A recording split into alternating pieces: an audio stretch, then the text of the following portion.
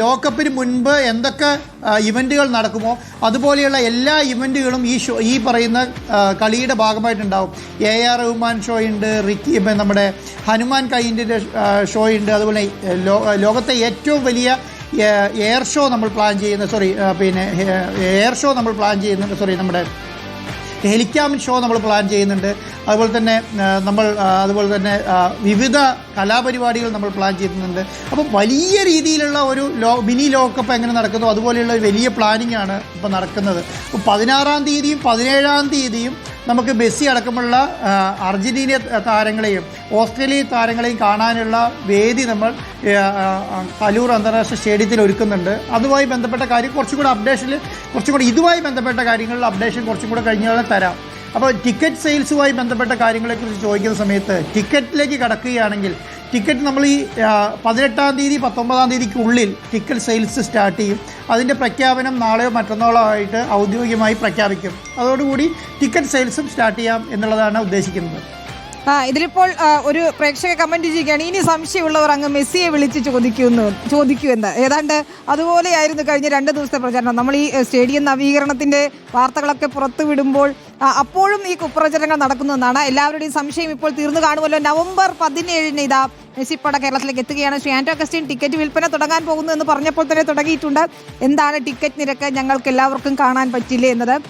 ഈ ഫാൻസ് പാർക്കുകളൊക്കെ ഒരുക്കുന്നുണ്ട്. ആ രീതിയിൽ എല്ലാ ഫുട്ബോൾ പ്രേമികളെയും ഉൾക്കൊള്ളിക്കുന്ന സാധാരണക്കാർക്ക് മുഴുവൻ, ഫുട്ബോൾ ആരാധകർക്ക് മുഴുവൻ മെസ്സിയെ കാണാൻ, അല്ലെങ്കിൽ അർജന്റീന ടീമിനെയും ഓസ്ട്രേലിയ ടീമിനെയും ഒക്കെ കാണാനുള്ള ഒരു അവസരം ഒരുക്കുമെന്ന കാര്യത്തിലും തർക്കമില്ലല്ലോ.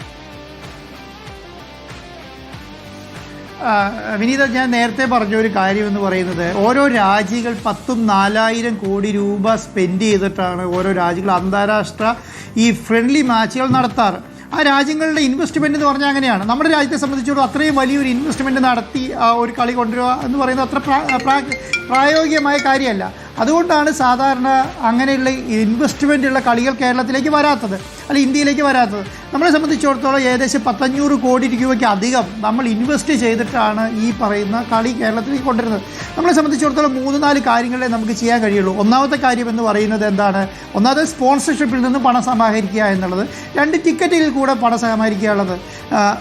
നമ്മൾ വ്യസന സമയത്ത് ഒരു കാര്യം പറയാം, കേരളത്തിലെ മാധ്യമങ്ങളും കേരളത്തിലെ ഈ കുപ്രചരണത്തിന് വേണ്ടിയിട്ട് മുൻപിൽ നിൽക്കുന്ന ആൾക്കാരെല്ലാം കഷ്ടപ്പെട്ട് പ്രയത്നിച്ചതുകൊണ്ട് നമുക്ക് അതുപോലെ സ്പോൺസർഷിപ്പ് സെല്ല് ചെയ്യാൻ കഴിഞ്ഞിട്ടില്ല. കാരണം എന്തുകൊണ്ടാണ്? മെസ്സി വരില്ല എന്നുള്ളത് ഇങ്ങനെ പറഞ്ഞുകൊണ്ടിരിക്കുകയാണ്. എല്ലാ ദിവസവും വരില്ല, അല്ലെങ്കിൽ അർജന്റീന കളി നടക്കില്ല എന്നിങ്ങനെ പറഞ്ഞുകൊണ്ടിരിക്കുകയാണ്. അപ്പോൾ ഉണ്ടാകുന്ന ബുദ്ധിമുട്ട് എന്താണെന്ന് പറഞ്ഞാൽ, ഇത് ഇന്നും 30 ദിവസം അപ്പുറം മെസ്സി പോലെ, അർജന്റീന പോലെ, ഓസ്ട്രേലിയ പോലെ ഒരു ഇൻ്റർനാഷണൽ ടീം കളിക്കാൻ വരുന്ന സമയത്ത് ഇന്നും നമ്മൾ പറയേണ്ട ഒരു ഗതികേടിലേക്ക് വരികയാണ്. എന്താണ്?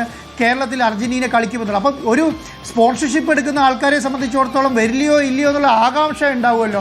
ആകാംക്ഷ ദൂരീകരിക്കേണ്ട പണികളാണ് നമ്മൾ ഇപ്പോൾ നടത്തിക്കൊണ്ടിരിക്കുന്നത്. ഒന്ന് ആലോചിച്ച് നോക്കിക്കേ, കേരളം പോലൊരു സ്ഥലത്ത് ഇതുപോലൊരു മത്സരം നടത്തുന്ന സമയത്ത് എത്രയോ ആവേശത്തോടു കൂടി, ആരവത്തോടു കൂടി ഇതിനെ കൈകാര്യം ചെയ്യണം. ആരാധകരെല്ലാം വളരെ ആവേശത്തോടു കൂടിയും മെസ്സിയെ വരവേൽക്കാനുള്ള എല്ലാ കാര്യങ്ങളും ചെയ്യുന്നുണ്ട്. പക്ഷേ ചില മാധ്യമങ്ങൾ വെറുതെ വ്യാജ വാർത്തകൾ പടച്ചുവിടുകയാണ്. ഈ വ്യാജ വാർത്തയുടെ ഭാഗമായിട്ട് നമുക്ക് എങ്ങനെ കൈകാര്യം ചെയ്യാൻ പറ്റും? 1 കോടിയുടെ ടിക്കറ്റ്, 50 ലക്ഷം രൂപയുടെ ടിക്കറ്റ്, അതുപോലെ തന്നെ വരില്ല. അർജന്റീന മാധ്യമം ഇങ്ങനെ പറഞ്ഞിരിക്കുന്നു, അർജന്റീന മാധ്യമം അങ്ങനെ പറഞ്ഞിരിക്കുന്നു. ഇതിനൊക്കെ ഞാൻ ഇന്ന് അർജന്റീനയുടെ പ്രസിഡന്റിന് ഒരു മെസ്സേജ് അയച്ചു. ഇവിടുത്തെ വാർത്തകൾ കണ്ടിട്ട് നമുക്ക് ഇനി ആർക്കെങ്കിലും ഇനി അവർക്കറിയാത്ത കാര്യങ്ങൾ കേരളത്തിലെ മാധ്യമങ്ങൾക്ക് അറിയുമെന്നറിയില്ലല്ലോ. അപ്പോൾ അയച്ചപ്പോൾ പറഞ്ഞു, ഞങ്ങൾക്കറിയില്ല, നിങ്ങളുടെ രാജ്യത്തെ മാധ്യമങ്ങളാണ് ഇതൊക്കെ കുത്തിപ്പൊക്കുന്നതെന്നാണ് എന്നോട് അദ്ദേഹം പറഞ്ഞു. ഒന്ന് ആലോചിച്ച് നോക്കിയാൽ നമ്മുടെ ഒരു ഗതികേട്. കേരളത്തെ കാര്യങ്ങൾ അവിടെ വിളിച്ച് പറയേണ്ട അവസ്ഥയാണ്. കാരണം നമ്മുടെ മാധ്യമധർമ്മം എന്താണെന്ന് നമ്മൾ തന്നെ പഠിപ്പിക്കേണ്ട ഒരു അവസ്ഥ വരുന്നു എന്നുള്ളതാണ്. കേരളത്തിൻ്റെ ചരിത്രത്തിലാദ്യമായി, ഇന്ത്യയുടെ ചരിത്രത്തിലാദ്യമായി ഇത്രയധികം വലിയൊരു ഇവൻറ്റ് നടക്കാൻ പോകുന്നത് ഇന്ത്യ കണ്ട ചരിത്രത്തിൽ ഞാൻ വിചാരിക്കുന്നത് ഇന്ത്യ കണ്ടതിലെ ഏറ്റവും വലിയ ഇവൻ്റാണ്. ആ ഇവൻറ്റിനെ എങ്ങനെയാണ് നമ്മൾ കൈകാര്യം ചെയ്യുന്നത് എന്നുള്ളതാണ്. നമ്മുടെ മാധ്യമങ്ങൾ എങ്ങനെയാണ് കൈകാര്യം ചെയ്യുന്നത്? ഞാൻ ആലോചിക്കുകയായിരുന്നു, ഈ മാധ്യമങ്ങൾ തമ്മിലുള്ള മത്സരങ്ങളൊക്കെ നടത്താം, പക്ഷെ പല വാർത്തകളും ഞാൻ ശ്രദ്ധിച്ച കാര്യമാണ്, പല വാർത്തകളും മാധ്യമങ്ങൾ ടെലികാസ്റ്റ് ചെയ്തില്ല. എന്താ ടെലികാസ്റ്റ് ചെയ്യാത്തതിന് കാരണം? ഈ റിപ്പോർട്ടർ TV നടത്തുന്ന പരിപാടിയായിട്ട് ഇതിനെ കണക്കാക്കുകയാണ്. ഇത് റിപ്പോർട്ടർ TV നടത്തുന്ന പരിപാടിയല്ല, ഇത് ഗവൺമെൻറ് ഓഫ് കേരളയുടെ അവരുടെ ഇനിഷ്യേറ്റീവിടെ അവരെ ക്ഷണം സ്വീകരിച്ച് അർജന്റീന ഫുട്ബോൾ അസോസിയേഷനും ഓസ്ട്രേലിയ ഫുട്ബോൾ അസോസിയേഷനും ഫിഫയുടെ അനുമതിയോടുകൂടി അവരെ ഫ്രണ്ട്ലി മാച്ച് ഇന്ത്യയിൽ കളിക്കുകയാണ്, കേരളത്തിൽ കളിക്കുകയാണ്. അപ്പോൾ അത് റിപ്പോർട്ട് ചെയ്യുന്നില്ല. അത് റിപ്പോർട്ട് ചെയ്താൽ എന്തോ കുറവ് പോലെയാണ്. അപ്പോൾ ഈ കേരളത്തോട് ഇവരുടെയൊക്കെ കമ്മിറ്റ്മെൻറ്റ് എന്താ? ഏത് രീതിയിലാണ് ഈ കമ്മിറ്റ്മെൻറ്റ് ഇവർ കയ്യിൽ വെച്ചിരിക്കുന്നത്? എങ്ങനെയാണ് കേരളത്തിലെ ആരാധകരോട് ഭയങ്കര സ്നേഹമുണ്ട്, സ്പോർട്സ് വളരണമെന്ന് ആഗ്രഹിക്കുന്ന കേരളത്തിലെ മാധ്യമങ്ങൾ ഇങ്ങനെയാണോ പെരുമാറേണ്ടത്? അങ്ങനെയല്ല പെരുമാറേണ്ടത്. മാധ്യമ മര്യാദയോടുകൂടിയും കേരളത്തിലെ ജനങ്ങൾക്ക് ഏതൊക്കെ രീതിയിലാണ് കേരളം വളരാൻ പോകുന്നത്?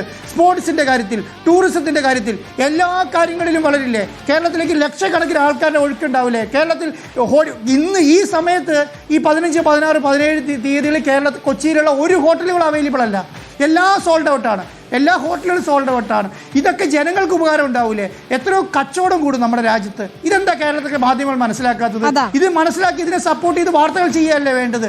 അങ്ങനെ ചെയ്യാതെ ന്യായീകരിച്ചുകൊണ്ടിരിക്കുകയാണ് ഇപ്പോഴും. വരുമോ വരില്ലയോ എന്നുള്ള കാര്യം ഞാൻ ഔദ്യോഗികമായി പറഞ്ഞു, മിനിസ്റ്റർ ഔദ്യോഗികമായി പറഞ്ഞു, AFAയുടെ ഔദ്യോഗിക പ്രതിനിധി കേരളത്തിൽ വന്നിട്ട് പറഞ്ഞു. ഇത് വിശ്വസിക്കുന്നില്ലെങ്കിൽ പിന്നെയും ആഫ്രിക്കയുടെ കാര്യം പറഞ്ഞുകൊണ്ട് പോവുകയാണ്. ഈ 30 ദിവസം അപ്പുറത്തേക്കുള്ള കാര്യത്തെക്കുറിച്ചാണ് ഈ പറയുന്നത്. വളരെ മോശമായ രീതിയിലാണ് ഇത് കേരളത്തിലെ മാധ്യമങ്ങൾ ട്രീറ്റ് ചെയ്യപ്പെടുന്നത്. ഞാൻ വിചാരിക്കുന്നില്ല കേരളത്തിലെ മാധ്യമങ്ങൾക്ക് ഇത് ഒരു പരിധിക്ക് അപ്പുറം പിടിച്ചു നിർത്താൻ കഴിയുമെന്നുള്ള കാര്യം. കാരണം ജനങ്ങളുടെ ആരാധകർ അങ്ങനെയാണ്. ആരാധകരെ ആരാധകർ ഈ മെസ്സിയുടെ വരവിനെ ട്രീറ്റ് ചെയ്യുന്ന കേരളത്തിലെ ജനങ്ങൾ ഒന്നടങ്കം ഏറ്റെടുത്തിരിക്കുകയാണ് ഈ കാര്യത്തെ. അപ്പോൾ വലിയ രീതിയിൽ ആഘോഷം. ഞാൻ പറഞ്ഞതിന് ഭരണപക്ഷ പ്രതിപക്ഷ കക്ഷികളൊന്നും ഇല്ല എന്നുള്ളതാണ് എൻ്റെ അഭിപ്രായം. എല്ലാവരും ഒറ്റക്കെട്ടായിട്ട് ഇതിനെ കൈകാര്യം ചെയ്യുകയും എടുത്ത് മുന്നോട്ട് പോവുകയും ഈ അവസരത്തെ ഉപയോഗിക്കുകയും വേണം. കാരണം വരും തലമുറയ്ക്കുള്ള ഒരു എന്താ പറയുക, അവർക്ക് വേണ്ടിയൊരു നീക്കിയിരിപ്പാണ് നമ്മളുടെ ലൈഫിൽ. ഞാൻ വിചാരിക്കുന്നില്ല എൻ്റെ ലൈഫിൽ ചിലപ്പോൾ ഇതിനേക്കാൾ വലിയൊരു ഇവൻറ്റ് കൊച്ചിയിൽ കൊണ്ട് നടത്താൻ കഴിയുമെന്നുള്ള കാര്യം. കാരണം അത്രയും വലിയൊരു ഇനിഷ്യേറ്റീവ് നമ്മുടെ ബലം കണ്ട് മുന്നോട്ട് പോവുക എന്നുള്ളതാണ്. അപ്പോൾ അതിനനുസരിച്ച് കേരളത്തിലെ മാധ്യമങ്ങളും എല്ലാവരും സപ്പോർട്ട് ചെയ്യുകയാണെങ്കിൽ അത് വലിയ ഇവൻ്റായി മാറും. അത് റിപ്പോർട്ടർ TVക്ക് വേണ്ടിയിട്ടോ അല്ലെങ്കിൽ കേരള സർക്കാരിന് വേണ്ടിയിട്ടല്ല, കേരളത്തിലെ ജനങ്ങളോട് അവർക്കൊരു പ്രതിബദ്ധതയുണ്ട്. കേരളത്തിലെ സ്പോർട്സ് നന്നാവണമെന്ന് അവർക്ക് ആഗ്രഹമുണ്ടെങ്കിൽ, അവർക്ക് എന്താണ് പറയുക, ടൂറിസം നന്നാവണമെന്ന് ആഗ്രഹമുണ്ടെങ്കിൽ ആദ്യം ചെയ്യേണ്ടതാണ് ഈ വാർത്തകൾ ടെലികാസ്റ്റ് ചെയ്യും, ഇത് ജനങ്ങളിലേക്ക് എത്തിക്കുകയാണ് വേണ്ടത്. അതോടുകൂടി ഇതിനെ വലിയ ഇവൻ്റായിട്ട് കാണും.